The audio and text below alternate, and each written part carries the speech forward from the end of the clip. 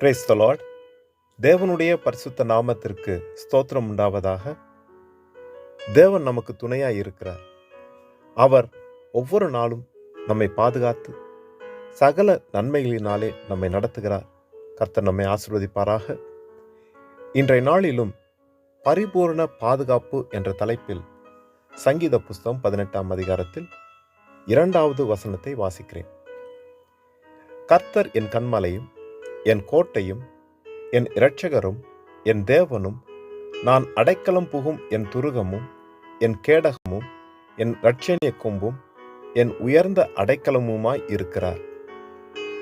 பிரியமானவர்களே, எல்லா சத்துருக்களின் பிடியிலிருந்து அங்கு தேவனால் பாதுகாக்கப்பட்ட பின்பு தாவீது இப்படியாக தன் சங்கீதத்திலே சொல்லுகிறார்: தேவனே எனக்கு கன்மலை, அவரே எனக்கு கோட்டை, என் இரட்சகர், நான் அடைக்கலம் புகும் என் துருகம், என் கேடகம், இரட்சணிய கொம்பு, உயர்ந்த அடைக்கலமுமாய் இருக்கிறார் என்று.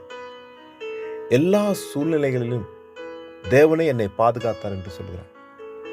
தேவனுடைய பாதுகாப்பு அவன் வாழ்க்கையிலே எப்படியெல்லாம் தேவையாய் இருந்ததோ, எல்லா வழியிலும், எல்லா முறையிலும், எல்லா காலங்களிலும் தேவன் அதற்கேற்றபடியான ஒரு பாதுகாப்பை தந்து என்னை நடத்தினார் என்று சொல்கிறார்.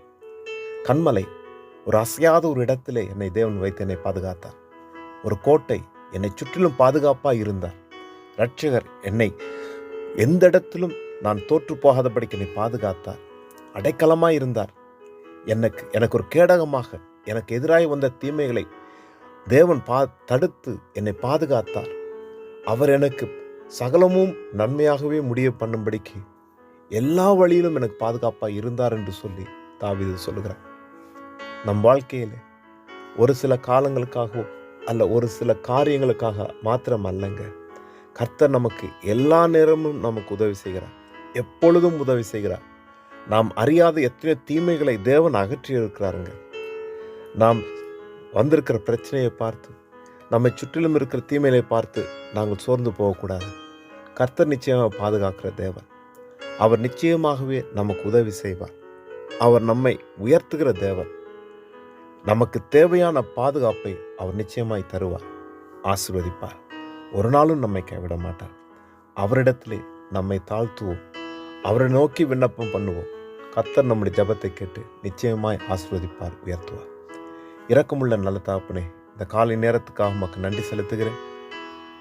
தேவரே, நீர் எல்லா சூழ்நிலைகளிலும் நீர் எங்களை பாதுகாக்கிற தேவன்.